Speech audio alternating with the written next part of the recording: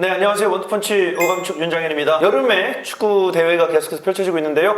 오늘 오감축 시간에도 역시나 그 여름 축구에 관련된 얘기를 해보도록 하겠습니다. 한준희 장원구 기자님과 또 계속해서 함께 이 여름밤을 또 뜨겁게 달궈 보도록 하겠습니다. 최근에 저희가 뭐 다른 패널들과도 유로 얘기를 주로 많이 하잖아요. 근데 오늘은 장원구 기자님께서 특이하게 이 코너를 구성을 하셨어요. 네네. 어떻게 하실 거냐면 유로와 코파 아메리카 팀들을 합해서 유사한 카테고리로 한 4카테고리 정도를 묶어서 장원구 기자님이 유로 앤드 코파 아메리카를 묶어서 말씀해 주시는 좀 특이한 코너가 될 것 같습니다. 오늘 믹스남이군요. 오늘 저희가 이제 녹화 날이 6월 26일 수요일입니다. 대부분의 조들이 3경기 조별리그를 제가 끝냈고요. 2조와 F조만 아직까지 어떤 팀이 조 1, 2위가 됐는지가 나오지 않은 상태에서 한다는 점 한번 고지를 드리고 넘어가도록 하겠습니다. A, B, C, D조에서 독일, 스페인, 잉글랜드, 오스트리아가 조 1등을 차지했고요. 이 중에서 장원 기자님의 좀 생각대로 잘 되는 팀은 이번 유로에서 좀 어떤 팀이 있었나요? 축구 보시는 분들 뭐 전문가, 기자, 뭐 유튜버들 다 할 것 없이 공통으로 두 팀을 꼽을 거예요. 전술적으로 팀적으로 준비가 잘 된 팀이 스페인과 독일이고요. 예. 일단은 저는 이렇게 말씀드리고 싶어요. 축구라는 종목이 그죠? 공을 가지고 하는 단체 경기잖아요. 이것은 공은 하나인데 선수는 여러 명이잖아요. 우리가 흔히 그 공간을 많이 얘기하잖아요. 오프 더 볼 공간. 이건 비단 축구에만 해당되는 게 아니라 공을 가지고 하는 단체 경기 모두에 해당이 돼요. 스페인과 독일이 공간 활용을 정말 잘해요. 마라도나나 메시 같은 선수가 뭐 혼자서 서너 명 제치는 그게 자주 나오는 것도 아니고 그렇게 해서 당하면 그건 뭐 불가항력이에요. 그건 어쩔 수 없어. 근데 매직이죠, 매직. 네, 그거는 정말 뭐 1년에 한두 번 나올까 말까 한 거고 그러면 결국 패스 주고 기브앤고하고 공간을 점령하고 이렇게 하면서 수적인 우위를 확보를 어떻게 하느냐가 관건이에요. 예를 들어서 2대1을 만든다든지 3대2를 만든다든지 4대3을 만든다든지 축구는 골키퍼 빼고 10대10이죠. 필드에는 퇴장당하지 않는 다 늘 똑같은 선수가 있어요. 근데 공이 있고 그 주위에 어느 한계된 그 스페이스에서 어떻게 3대2를 만드느냐 어떻게 4대3을 만드느냐 이게 조직력이거든요. 이번 유로나 코파 아메리카 우승 후보 꼽히는 팀의 선수들 걸어다니는 중소기업 그렇죠. 어마어마한 몸값의 선수들의 그 개인 계량은 전부 다들 세계 최고인데 중소기업은 평균이고 재벌들이 계시죠. 걸어다니는. 그런데 왜 어떤 팀은 경기력이 좋다고 해서 박수를 받고 어떤 팀은 폭망을 하느냐 그 조직력의 차이인 거예요. 쉽게 설명을 해서 여기 볼을 갖고 있어요. 여기 수비가 앞에 막고 있어요. 동료가 여기 서 있으면 되겠어요? 안 되죠. 안 되죠. 여기 있거나 여기 있어야 돼요. 이게 흔히 엇갈려서 있어라는 거죠. 한의원이 늘 강조하시는 트라이앵글. 트라이앵글은 축구뿐만 제가 말씀드렸어요. 축구뿐만 아니라 공을 가지고 하는 모든 단체 경기에 트라이앵글이 중요합니다. 축구만 중요한 게 아니에요. 오프 더 볼 모든 공을 가지고 하는 단체 경기에서 제일 중요한 덕목이에요. 경기 중에 공이 움직이고 선수들이 막 움직이고 한단 말이에요. 그럼 야 요번에 공이 저기 있으니까 우리 삼각형을 이렇게 만들자 말하고 만드나요? 아니잖아요. 그거는 선수들이 약속이 이미 돼 있어야 되고 늘 그게 본능적으로 몸이 반응하는 대로 나와야 되는 거예요. 독일이나 스페인 선수들 저 경기 하이라이트 골 장면뿐만 아니라 이런 그 찬스 만드는 장면을 한번 보세요. 꼭 필요한 위치에 꼭 필요한 선수들이 가 있어요. 그리고 늘 2대1, 3대2를 상황을 만들어줘요. 지난번에 우리가 그 안첼로티 감독 예를 들었잖아요. 브라질 대표팀 절대 안 갈 것이다. 빅클럽의 명장들은 절대 대표팀을 안 가요. 대표팀 감독들이 선수를 불러서 자 그럼 뭐 한 일주일 뒤에 A매치 있다. 유로나 월드컵 같은 경우는 이제 뭐 한 달 전에 소집을 한다고 그러지만 보통 일주일 전에 소집을 한단 말이에요. 그럼 뭐 요번에 유로니까 한 달 전에 소집했다고 칩시다. 아니 3주 전에 소집했다고 쳐요. 짧은 기간에 감독의 철학이 거기 녹아 들어가 있어야 돼요. 그러니까 선수들은 세계 최고의 선수들인 건 맞아요. 자, 근데 이제 뭐 조끼를 입고 주전팀 훈련을 한다 할 때 어떻게 삼각형을 만들고 공이 반대로 전개됐을 때 어떻게 움직이고 이러한 모든 약속된 움직임을 철저히 자기의 철학 속에 선수들이 미스를 하면 그 지적을 해주고 또 반복 훈련시키고 반복 훈련을 시킵니다. 델라푸엔테나 나겔스만 감독 이걸 매우 잘했어요. 정말 잘했어요. 그래서 스루패스 찔러줄 때 어떻게 들어가는지 배우 침투 어떻게 하는지 그런 게 다 약속이 돼 있어서 어떤 종류의 그 돌발 상황이 나도 선수들이 다 대처를 하고 있어요. 공격 전술에 있어서는 그 조직적인 움직임 2대1, 3대1을 만드는 조직적인 플레이가 완벽하게 돌아간다. 앞으로 여러분께서 이제 경기를 보실 때 이제 요새는 이제 와이드 스크린이니까 맞아요. 최소한 22명 중에 최소한 14~15명은 화면에 잡힌단 보이죠? 말이에요. 공격 볼을 가지고 있는 공격팀의 삼각형을 어떻게 만드나? 그거 한번 보세요. 독일과 스페인이 어떻게 삼각형을 만들고 어떻게 그 일정 부분 파트에서 어떻게 수적인 우위를 가져가는지. 이건 그냥 숫자 싸움이고 패스의 정확도 싸움이고 그거는 움직임에 의해서 딱딱 패스가 잘 들어가서 상대의 밀집 수비를 뚫느냐 못 뚫느냐 거기에 차이가 있는 거예요. 근데 거기에 심지어 스페인과 독일은 선수들의 기본기들도 다 좋은 그렇죠. 우수한 팀들이죠. 그렇죠. 우리가 흔히 말하는 그 유럽의 6, 7개 팀하고 남미의 브라질, 아르헨티나, 뭐 우루과이까지 이런 팀들은 선수들 다 거의 다 빅리그에서 뛰잖아요. 그러니까 그 선수들은 세계 최고의 선수들이고 기량의 차이는 뭐 거의 별로 없다. 저는 그렇게 봐요. 감독의 전술을 이해할 수 있는 흔히 표현하는 그 병사들이 있는 거죠. 병사들은 있는데 감독의 철학, 감독의 축구 지능 그 다음에 또 거기에 더해서 좀 리더십도 필요해요. 독일 그 일본한테 박살나고 나서 이제 감독이 바뀌었잖아요. 네. 근데 그 사람들이 걱정을 많이 한 측면이 있었어요. 근데 나겔스만이 짧은 기간에 정말 팀을 잘 바꿔놨어요. 그리고 델라푸엔테 감독도 스페인 선수들의 기량을 바탕으로 조직력을 굉장히 잘 다졌습니다. 그리고 또 하나 진짜 명장, 진짜 강팀은 유연한 팀이 강팀이다. 네. 이거 말씀을 드렸어요. 독일이 스위스한테 고전하다가 질 뻔했죠. 고전을 했지만 그래 그러면 우리가 하던 전술에서 좀 바꿔서 필크루크를 넣어가지고 어쨌든 동점을 만들고 조 1위를 확보했어요. 자 스페인 마지막 경기에 2승을 확정하고 나니까는 완전 이제 이진으로 했는데 거기서 저는 중요하게 본 선수가 호셀루예요. 점유율을 높이고 정확한 그 콤비네이션 플레이에서 많은 찬스를 얻는 스페인이나 독일 같은 팀의 경우 필크루크의 경우를 보셔서 알겠지만 안 풀릴 때가 있잖아요. 그럼 호셀루 같은 선수를 넣어야 돼요. 중요하죠. 호셀루를 넣었다고 해서 알바로 모라타의 기능이 없어지는 게 아니라 그럼요. 알바로 모라타는 미오나 고우나 스페인의 주전 센터 포워드가 맞아요. 모라타를 이용한 플레이가 안 된다. 경기에 비기거나 지고 있다. 근데 경기는 시간 한 10분, 15분밖에 안 남았다.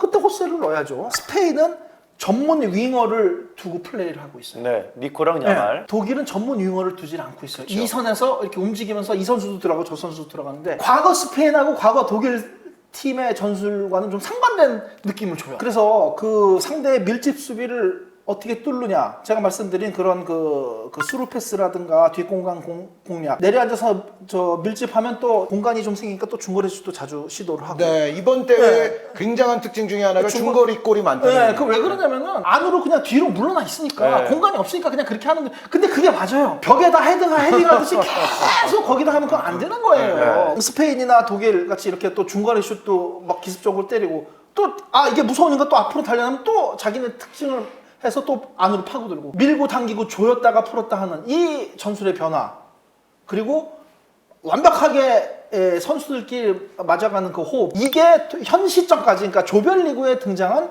그서 보여준 독일과 스페인의 잘 나가는 원인이 아닌가 뭐 이렇게 생각이 들어요. 자 이렇게 나겔스만과 이제 델라푸엔테 감독이 이번 유로에서 좀 잘 치르고 있다라는 걸 설명해 주셨고요. 다음에는 잘 되는 것 같진 않긴 하지만 그런 찝찝하지만 이기긴 하는 팀이 있습니다. 바로 이제 프랑스와 아르헨티나를 예로 들 수가 있을 것 같아요. 이 팀은 현재 FIFA 랭킹 1위, 2위. 경기력이 뭐 스페인이나 독일처럼 화려하고 멋있고 그렇진 않아요. 프랑스는 조 1위도 못했어요. 맞아요. 결과적으로. 네.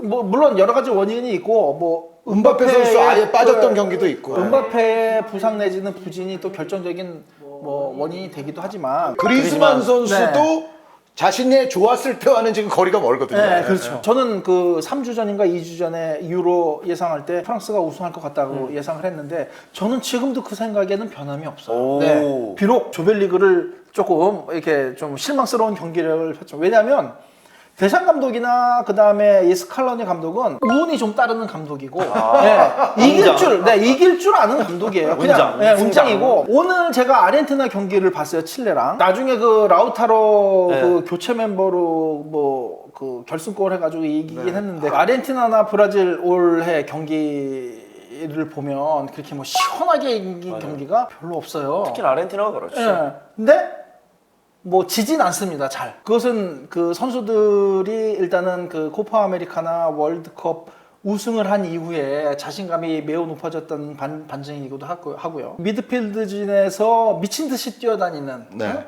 데폴이나 맥칼리스터나 엔조 네. 이 선수들의 희생 정신이 아르헨티나를 최소한 화려하진 않아도 지지 않는 팀으로 만든 것 같습니다. 그리고 스칼로니 감독이 맨 처음에 그 사람 감독 됐을 때는 회의적인 반응이 많았었는데 경험도 상당히 일천한 사람이 네. 감독이 된 어린 거잖아요. 감독이었죠. 스칼로니는 역대 아르헨티나 감독 중에 감독 경험이 매우 일천한 사람이었는데도 그럼요. 매우 어쨌든 뭐 결과를 내고 있으니까. 코파 예. 우승했으니까요. 예. 메시를 플레이를 보니까요. 지난번 캐나다전도 그렇고 그냥 이런 게 있어요. 데폴이 장거리 패스를 알려줬는데 스프린트가 안 돼서 못 잡은 경우가 몇 번 있었어요. 예, 근데 그거는 38살인가? 신체 능력이 떨어졌기 때문에 그건 어쩔 수가 없어요. 아, 그럼요. 근데 다른 면에서 이제 그 개안이 됐다고 그러나? 물론 그 메시는 그 전부터도 눈이 뜬 선수였지만 좀 더 노련하게 거기서 눈을 더 뜨면은 이 선수는 좀 더 노련하게 완전히 그 미드필드에서 그 동료에게 그 패스를 탁탁 주면서 또 경기를 즐기는 그런 모습이 상당히 보였습니다. 칠레전도 사실 뭐 프리킥도 그렇고 떠먹여주는 게 많죠. 네. 거의 앞에 붙여주고 네, 정확하게 갖다 주고 했는데도 이제 동료들이 못 넣었던 상황들이 많다 보니까 메시로서 아쉬울 거예요. 아르헨티나는 이렇게 보면은 지지 않는 팀이다 역시. 물론 그렇다고 해서 뭐 끝까지 지지 않고 이긴다. 그건 뭐 저희가 장담은 할 수 없지만 제가 보기에는 그래서 뭐 4강 꼽아 뭐 어차피 2승을 거뒀고. 배진조가 좀 잘 걸려 있는 상황이라서 아르헨티나는. 근데 만약에 브라질이 2위로 밀려나면 이쪽으로 와요. 네. 브라질의 1위가 지금 장담하기 좀 어려운 콜롬비아한테 상황이 이겨야 돼요. 되니까. 콜롬비아한테 월드컵 예선 때도 졌거든요. 졌죠. 몰라요. 네. 진짜 모르겠어요. 최근 브라질은 아르헨티나, 우루과이, 콜롬비아에게 다 졌죠. 네, 다 졌어요. 브라질이 혹시라도 2위라서 이렇게 이쪽으로 와가지고 아르헨티나랑 붙는다고 했을 때 또 승패는 장담 못해요. 그렇죠. 그게 만약에 이제 그렇게 되면. 브라질, 아르헨티나는 한국, 일본전처럼 절대 예. 승부를 전력이 센 팀이니까 얘가 이기겠다.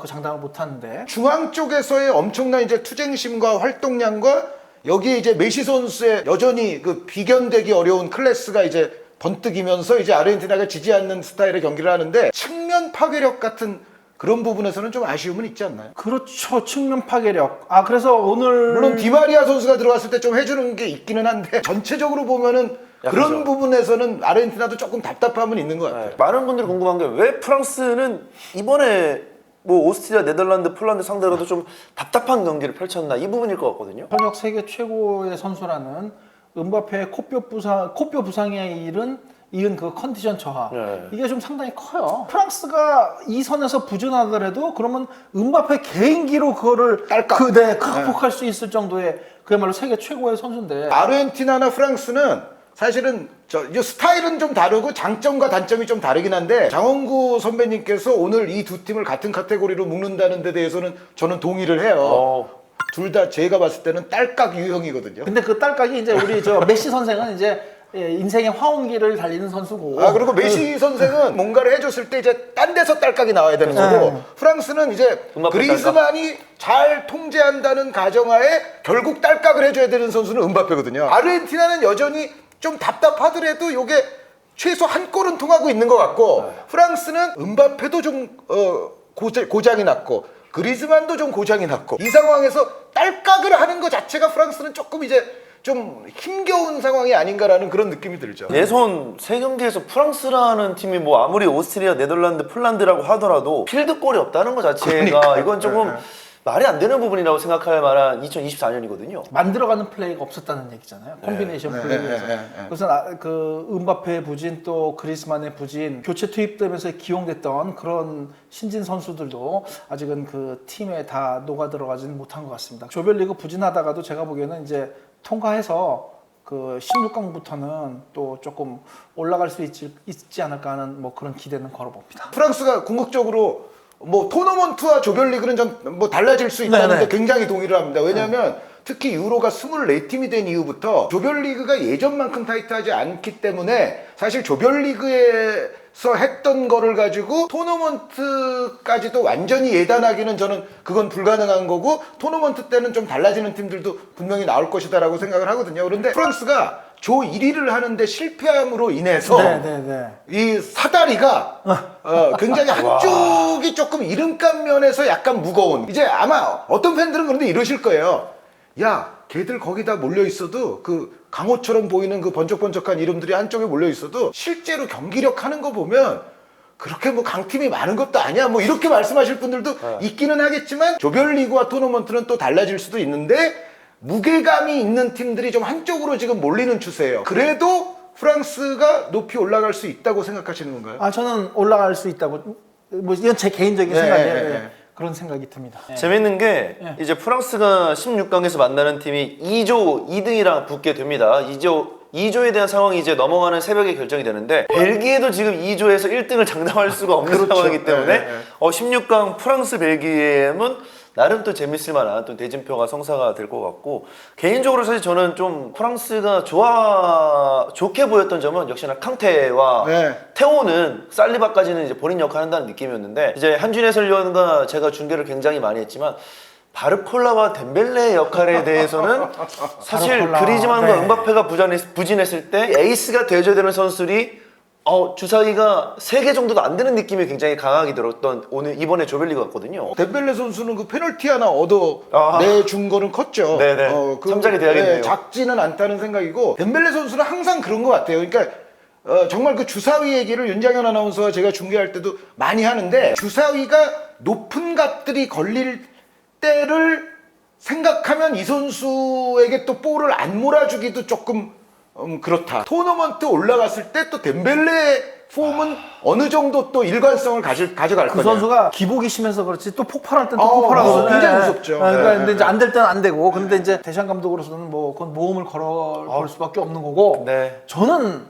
캉테에 대해서 얘기를 해야 되겠는데 저는 그래요. 예를 들어서 이제 두 분은 중계를 하시니까 프랑스 경기를 중계하신다 그러면 눈을 뗄 수가 없잖아요. 중계인데. 그렇죠. 저는 이제 새벽에 경기 볼 때 뭐 누워서 보다가 목말르네 콜라나 마셔 냉장고 갔는데 왼쪽 윙 자리에 캉테가 가 있어서 캉테가 저기 있구나.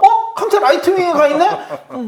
캉테 센터포드 자리에 가 있어. 캉테 백까지 와 있네. 괴물이에요, 괴물. 네. 야, 그 캉테는 괴물이에요. 그래서 저는 대샹이 왜 캉테를 사우디까지 진출한 캉테를 불러들였나 그냥 바로 알겠더라고요. 저는 그 첫 경기, 둘째 경기 다 캉테를 MVP로 꼽았습니다. 프랑스네. 그거에 저도 적극 동의를 하고요. 그러니까 은바페의 파괴력과 그리스만의 창조성이 지금 약간 고장이 나 있는 상황에서 그래도 캉테가 있어서 프랑스가 조별리그를 버틴 거예요. 그래도 무사하게 넘어갔다. 그런 생각이 저도 있습니다. 팬들이 보실 때 프랑스와 아르헨티나가 기대치만큼은 못한 이 조별리그를 보내고 있는 것은 사실인데 노가웃 스테이지 단계가 됐을 때 과연 그 화려한 보유국 갖고 있는 이 팀이 어떻게 좀 변할지도 지켜보면 좋을 것 같고. 딱 한마디만 네. 드리면 하여튼 프랑스와 아르헨티나는 카타르 월드컵 이후에 독일, 스페인 감탄을 하잖아요.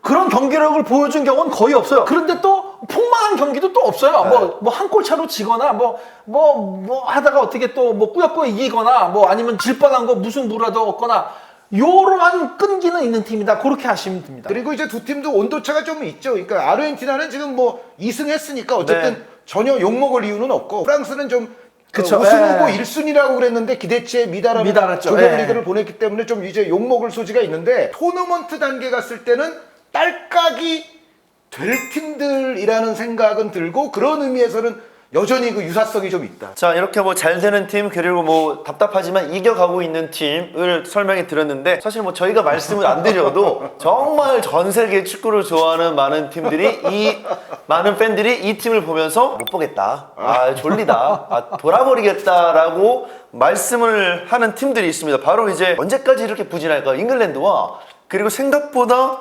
더 쉽게 경기력을 못 보여주고 있는 브라질입니다. 볼 점유율 75대 25, 뭐 슈팅수 뭐 19대 3. 압도적이었어, 압도적 기록은. 코스타리카가 수학 포기자 이런 표현이 있잖아요. 네. 근데 절대 여러분들은 수포자가 되시면 안 됩니다. 그런데 코스타리카가 공포자. 공격을 거의 포기하고 계속 내려와서 지키는데 근데 여기서 저는 브라질의 큰 문제 중에 하나를 말씀드리면 너무 그 코스타리카의 그 포진에 비해서는 브라질 선수들의 평균 위치가 너무 낮아요. 조금 더 상대가 힘들어할 만한 공간에 선수들이 들어가야 되는데 전체적으로 호드리구 선수 정도나 뭐 약간 그 위험 지역에 있을까? 나머지 선수들은 다 좀 내려와서 주고받고 막 하니까 번뜩이고 뭐 그런 개인기들은 부리는 것 같아도 정작 상대를 타격할 수 있는 위험 지역에 들어가는 빈도가 그렇게 높지 못한 거기서부터 좀 비효율성이 발생하지 않았나라는 생각이 들어요. 브라질은 이제 그 도리발 주니어 감독이 맡은 지 얼마 안 되잖아요. 변명거리를 찾아준다면 아직까지는 팀을 맡은 지 안 됐기 때문에 브라질 대변인.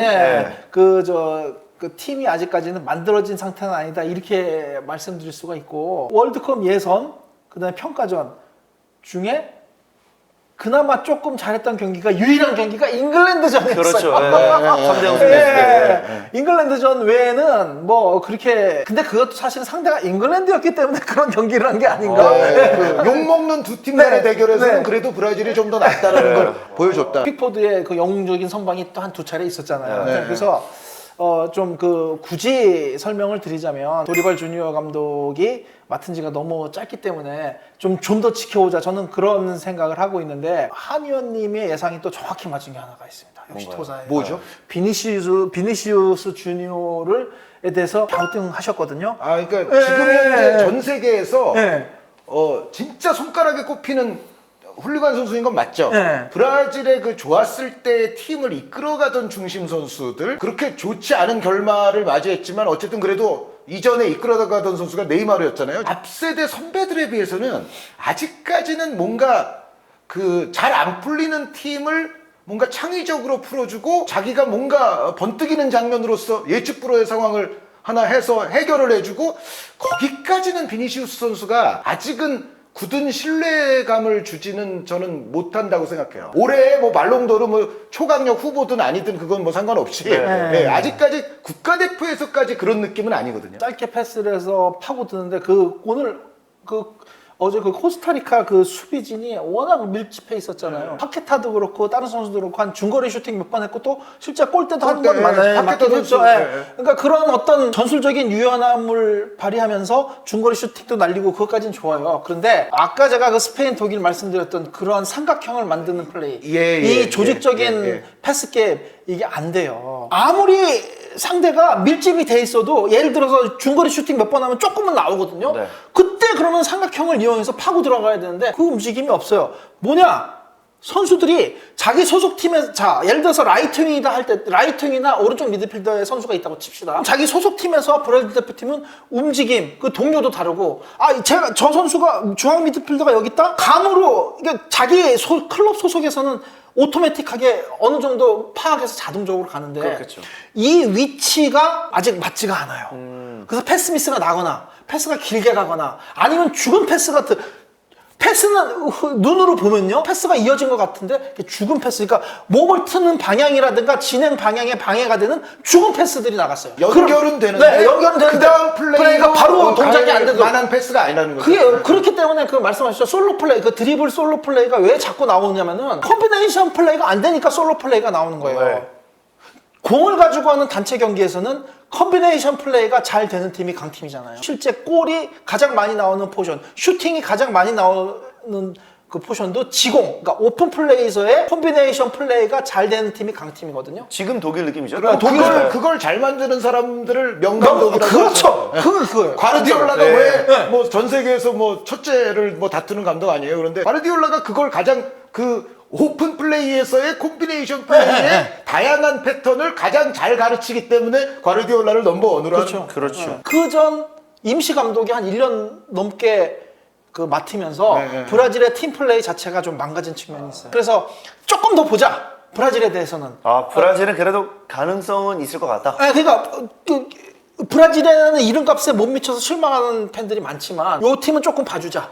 조금 지켜보고 좀 발전 가능성이 있을 수도 있다. 근데 좀 아쉬운 게 하나 있어요. 브라질에 이번에 그 선발된 백업 멤버 중에 그 에바니우 송이 있는데 키가 한 183, 4 정도 되는데 코스타리카전에 정말 그 10백이 박스 안에 다 들어가 있는 상황에 한 번 정도 써봤으면 어땠을까 하는 그런 아쉬움이 남아요. 그래서 어쨌든 뭐 그 감독이 알아서 할 일이지만 브라질은 조금 이제 그 조직력을 키우는 거 그리고 조금 더 선수 기용을 한번 다양화하면서 8강전부터 좀 대비를 해야 될 것 같습니다. 브라질은 코스타리카전 딱 한 경기밖에 안 본 상황이기 때문에 모든 걸 다 평가하기가 어렵고 제가 봐도 브라질 선수들이 지금 조직이라든가 공간 활용에 대해서 이게 좀 문제가 좀 심각한데 근데 가끔 그런 팀들도 있어요. 대회가 진행됨에 따라 그런 부분들이 좀 나아지는 팀들이 있거든요. 그래서 브라질은 선배님 말씀대로 조금 더 지켜봐줄 네. 필요는 있다. 네, 네, 그런데 그에 비하면 잉글랜드는 3경기 했거든요. 잉글랜드는 어떻게 생각하세요?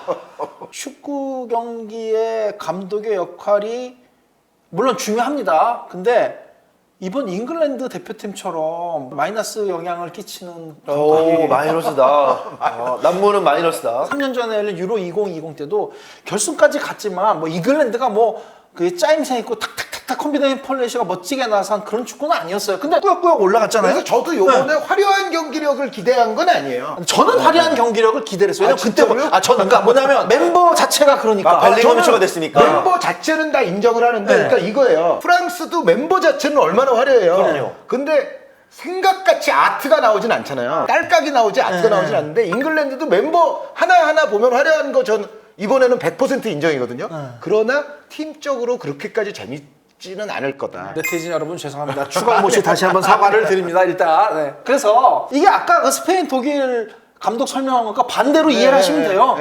전혀 안 되죠 그게 잉글랜드는. 그냥 돌파를 못해요. 네. 돌파를 못하니까 그 무슨 뭐 그 상대팀 뭐 덴마크나 슬로베니아가 물론 수비 위주로 한 건 맞지만 브라질을 상대로 코스타리카 했던 만큼 템백이 박스 안에 들어가고 그 정도 그 정도는 절대, 아니었어요. 절대 아니죠. 그러면은 예를 들어서 그럼 뭐 다양하게 뭐 측면을 좀 더 판다든가 중거리 슛을 몇 번 때려서 한 2, 3m 전진할 때 그때 다시 파본다든가 하는 그런 융통성을 발휘를 한다든가. 근데 그런 게 전혀 안 됐어요.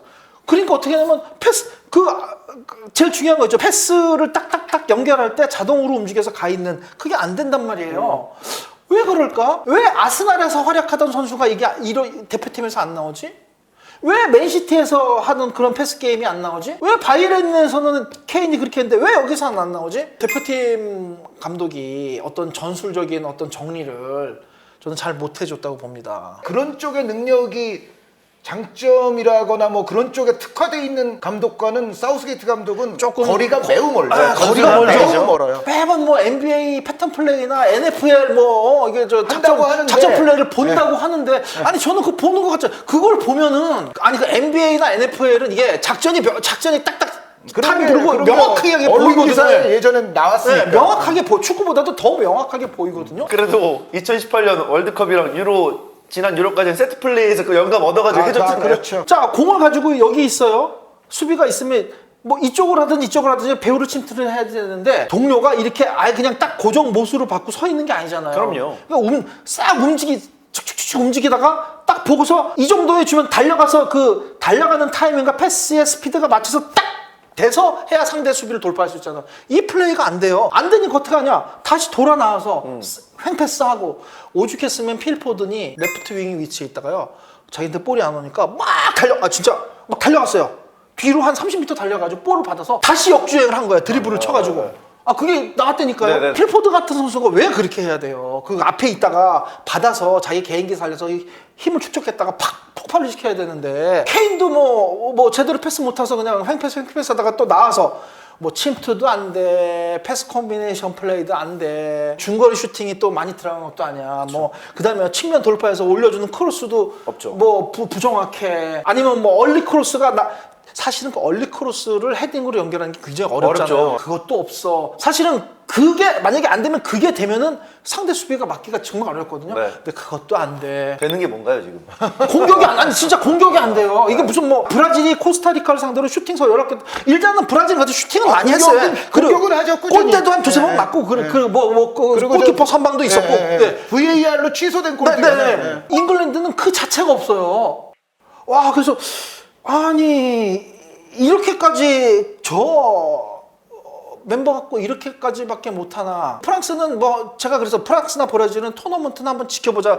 좀 유예를 했어요. 아직은 집행유예. 실망이지만 유예 기간. 유예 기간 있다. 좀 더 지켜보자 희망을 갖고. 왜냐면 그리즈만이나 음바페가 또 좀 올라갈 수도 있거든요. 그러니까 브라질이나 프랑스를 좋아하는 팬들이 워낙 많잖아요. 그러니까 그분들은 좀 결승 토너먼트까지 기다려보자는데 잉글랜드는 지금 사형 집행인가요? 그럼? 사형 집행은 아니고 일단은 뭐 정말 나아질 기미가 안 보여요. 지금 판사님 옆에 서긴 섰어요 지금. 네. 네. 아이슬란드전 포함해서 4경기 연속 5경기 연속 이렇게 됐다는 거는 이건 이번 대회에서는 바뀔 가능성이 별로 없다는 얘기죠. 덴마크한테도 무승부, 슬로베니아한테도 무슨 그럼 슬로베니아나 덴마크 같은 팀을 상대로 한 10분 아까 말씀드렸죠 10분 15분 남았다 2도 정도 안 되면 그럼 뭔가- 올리 와킨스나 누가 아이반 토니 이런 선수 한번 기용을 해서 에라 모르겠다 그냥 멀리서 띄워줘 보고 어떤 행운으로 얻어 걸릴 수 있잖아요. 안소니 고든 선수도 뭐 거의 뭐 네. 끝나기 직전에 네. 기용을 했고 그나마 팬들의 열화와 같은 그 성원에 요청에 힘입어서. 힘입어서 콜 파머 선수가 조금 비교적 좀 일찍 들어온 게 네. 약간 변화된 거. 저는 공격진에 그 토니나 와킨스를 전혀 기용 안 해본 거에 대해서 좀 의아합니다. 솔직히 네덜란드 우리 쿠만 감독 비판을 하지만은 어쨌든 오스트리아전에 2대1로 지고 있을 때 베고스트. 베고스트 선수 네. 또 물론 졌지만 경기는 헤딩으로 계속 볼을 따내면서 분위기를 바꿨죠. 분위기를 바꿨잖아요. 베고르스 선수가 나오면은 네. 항상 그 가성비가 높죠. 그렇죠. 가성비가 높아요. 왜 그러면은 분명히 지난 시즌에 아이반 토니가 꽤 했잖아요. 아이반 토니 와킨스는 지금 꽤 잘하고 와킨스는 있어요. 뭐 최고의 시즌을 네. 보냈고요. 그 선수들을 좀 기억 안 해본 거 그것도 좀 의아스럽고 그래서 잉글랜드 팬에게는 대단히 죄송한 얘기고 사실은 제가 3주 전에 잉글랜드가 우승했으면 좋겠다고 맞아요. 저 말씀하셨죠. 우승할 거라는 게 아니라 우승했으면 좋겠다. 우승할 것 같은 팀 프랑스라고 가장 말씀드렸고 강력한 우승 후보는 프랑스고 프랑스, 우승했으면 내 좋겠는 우승 마음적으로는 후보는 불쌍하니까 잉글랜드가 한번 우승했으면 좋겠다고 말씀을 드렸었는데 그리고 우리가 잉글랜드 스코틀랜드한테는 감사를 해야 돼요. 그들이 150년 그래요? 전에 축구를 예, 만들어놨기 아, 때문에 그럼요. 우리가 오늘날 축구로 밥 먹고 살잖아요. 그러니까 감사 그 축구 종가에 대해서 감사의 표현을 해야 되는데 저는 잉글랜드가 너무 불쌍하고 안 돼서 우승을 한번 해봤으면 좋겠다고 좀 마음적으로 응원을 보냈는데 아니 한두 경기 못할 수 있죠. 못할 수 있어요. 막힐 수도 있고 근데 4경기 연속 이렇게 간다는 거는 희망이 조금 그러니까 경기 다시 말씀드립니다. 경기 결과를 말씀드린 게 아니라 경기력은 좀 이렇게 조금 좀 회의적인 생각이 들어요. 잉글랜드는 한수입니다. 이렇게 정리를 해보는 이번 조별리그 3경기 정도가 될 수 있겠습니다. 이번 유로에서 이 팀 좀 괜찮다라고 눈여겨볼 만한 팀들이 몇 군데 있었거든요. 네. 그 팀에 대해서 좀 간략하게 언급을 해주시죠. 알프스의 2팀 그리고 남미에는 이제 우루과이, 콜롬비아 이렇게 요 팀들을 좀 간단히 뭐 시간이 많이 네. 지니까 간단히 말씀드릴게요. 스위스, 오스트리아. 자, 독일이 스위스한테 엄청 고전했죠. 맞아요. 질 뻔했어요. 독일의 그 콤비네이션 플레이에 대한 대비를 완벽하게 하고 나왔어요. 그 패스 길, 그 선수들의 특성을 파악해가지고 야킨 감독이 대비를 매우 잘한 것 같아요. 그리고 라인의 높낮이가 높아졌다 낮아졌다 또는 포켓존이 좁아졌다 넓어졌다 매우 유연하게 바뀌면서 독일이 스위스가 이렇게 나오네? 모티베이션을 줄 때 스위스도 거기 맡아서 변화를 주는 게 바로바로 눈에 보여. 나중에 저기 하이라이트 한번 다시 보세요. 스위스 그 4명 수비, 4명 미드필드 움직일 때 어떻게 움직이나. 매우 조직적이에요. 그리고 야킨 감독이 또 전술을 잘 짜더라고요. 네. 좋은 감독이에요. 네, 좋은 감독이에요. 네. 진짜 야킨 감독 좋은 감독이고 한 수 위의 팀을 상대로 스위스는 최선의 뭐 이기지 못한 게 어떻게 보면 아쉽긴 하지만 어쨌든 한계를 극복하고 무승부라도 일어났다는 거 전 스위스를 매우 높게 평가를 하고 싶고요. 역습 나가는 패턴도 좋고 네. 그리고 역습 시에 앞선에 있는 공격수들이 또 제 몫을 지금 해주고 네, 있기 네, 때문에 네. 거기에 조직력까지 더해져서 스위스는 토너먼트에서도 만만치 않을 거라고 생각이 돼요. 그리고 이제 그 오스트리아 랑닉. 저희가 3주 전에 예상할 때 왜 제가 그 골라소라는 매거진 설명하면서 거기서 오스트리아가 별이 많았다. 별 5개 만점인데 별 5개 준 게 영국, 프랑스고 별 4개 반이 독일이었고 별 4개 그룹이 스페인, 포르투갈, 네덜란드 그리고 오스트리아가 있었어요. 네. 그래서 저는 맨 처음에 그래도 이게 좀 과한 게 아닌가 그런 생각을 속으로 했었거든요. 근데 그래도 이제 저는 아주 얍삽하게 그거를 이제 오스트리아가 아주 돌풍을 일으킬 것 같다고 말씀을 드렸는데 해외 또 언론들에서 그 대회 직전부터 네. 뭐 다크호스 다크호스, 누구냐라고 물을 때 대표적으로 오스트리아가 오스트리아였어요. 많이 언급이 됐어요. 다크호스 1순위에서 오스트리아, 덴마크. 그래도 1등까지 할 줄 몰랐거든요. D조에서. 조 그렇죠. 1위는 저도 예상을 못했는데요. 랑닉 감독이 팀을 매우 잘 만들어놨습니다. 그리고 공수 전환도 빠르고 보니까요 공격 방향도 좀 균형적으로 분포를 잘 이루고 있어요.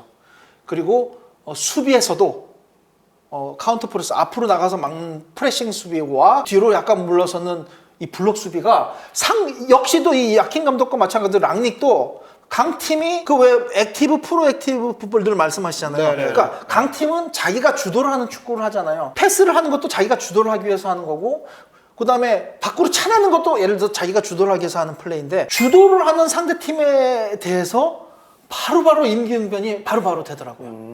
리액티브가 잘 리액티브 된다. 매우 네, 잘 네, 되는 팀이에요. 그래서 오스트리아는 경기력이 저는 뭐 경기 승패는 제가 또 말씀드리진 근데 않겠지만 상당히 좋은 좋은 경기력이 경기력으로 일반적으로 가고 있죠. 일반적으로 지금. 가고 있고 예, 예. 16강 토너먼트에서도 자기의 몫은 충분히 해낼 수 있다. 그리고 이것은 랑닉 감독, 그리고 CS의 야킨 감독의 그 감독의 공이다. 이렇게 말씀드리면 잉글랜드의 남대문 감독님에 대해서는 이제 또 비판의 소지가 없죠. 있겠습니다. 네. 네. 그리고 이제 그 짧게 남미의 두 팀, 콜롬비아, 우루과이와 콜롬비아 이거 충분히 복병이고요. 브라질이나 아르헨티나를 상대로 뭐 충분히 뭐 자기 몫을 다하면 선수들이 충분히 이길 수 있는 전력이 됩니다. 우루과이는 역시 비엘사 감독 스타일로 아주 적극적인 아, 축구가 네. 돋보이는 것 예, 같아요. 그리고 콜롬비아하고 이제 브라질이 2차전을 벌이는데 사실은 지금 콜롬비아는 1승을 거뒀고 브라질은 1무승부죠. 지금 경기력이면 브라질을 위험하다고 보는 분들도 계신 것 같아요. 네, 맞아요. 예, 예, 네. 그래서 그 경기 콜롬비아가 이길 수도 있고 뭐 브라질이 정신 차려서 이길 수도 있는데 어쨌든 그 경기가 코파 아메리카 초반에 최대 분수령이 될 경기가 될 겁니다. 그러니까 특히 콜롬비아 같은 경우는 하메스 선수의 킥을 활용해서 셋피스도 괜찮잖아요. 네. 근데 브라질이 윤장현 아나운서가 잘 아시지만 밀리탕 선수가 지금 제 폼은 아니잖아요. 네네. 자, 그런 게 맞아떨어지면 콜롬비아가 걸릴 수 이제 그 피지컬이나 셋피스를 활용해서 또 브라질을 거꾸로 뜨리는 그림도 어느 정도 가능하지 않을까. 아 그리고 브라질 하나 더 브라질의 왼쪽 풀백 아라냐 오른쪽에 다닐루가 나왔잖아요. 아라나 선수 쪽에 문제가 좀 안 많았죠. 돼요, 이제. 네, 아라나는 안 되고 다닐루도 이제 풀백은 뭐 변화를 가져가긴 하지만 쉽지 않아요. 그 브라질 축구는 전통적으로 센터포워드와 풀백이 강한 세계에서 제일 잘하는 선수들이 늘 나왔는데 요즘은 그 세 포지션에 다 조금 뭐 한장이 좀 하자가 생겼습니다. 자, 이렇게 어느 정도의 유로 조별리그 경기들이 다 끝난 상태에서 그리고 이제 코파 아메리카도 출발을 한 상태에서 저희가 오감축 시간을 통해서 좀 유형별로 나눠서 잘 되고 있는 팀 그리고 또 아쉬운 팀들에 대해서 좀 분석을 해드렸습니다. 원투펀치를 보시는 분들은 아시겠지만 저희 뒤에 이제 좀 편하게 이렇게 의자. 의자가 생겼습니다. 오이스 퍼니처에서 또 편한 의자를 또 저희한테 제공해 주셔가지고 저희가 녹화할 때 좀 잠깐 좀 기댔다가도 그리고 일단은 또 엉덩이가 편하니까 이 장시간 녹화를 해도 저희 무리가 없습니다. 너무 감사한 오이스 퍼니처고요. 더불어서 또 원투펀치에 또 많은 후원해주실 분들 늘 기다리고 있으니까 원투펀치에 많은 애정과 관심 보내주시면 감사하겠습니다. 자, 원투펀치 오감축 시간 또 오늘 저희가 이 유로와 코파에 관한 얘기를 해봤는데 앞으로도 계속 이제 유로 이제는 노가웃 스테이지가 진행되고 또 코파 역시도 이 조별리그 상황과 이 노가웃 스테이지에 관한 얘기를 또 해드릴 테니까 이 여름에 뜨겁게 펼쳐지고 있는 유로와 코파에 관한 얘기는 원투펀치 시간을 통해서 즐겨주시면 감사할 것 같습니다. 다음 시간에 다시 돌아오겠습니다. 감사합니다.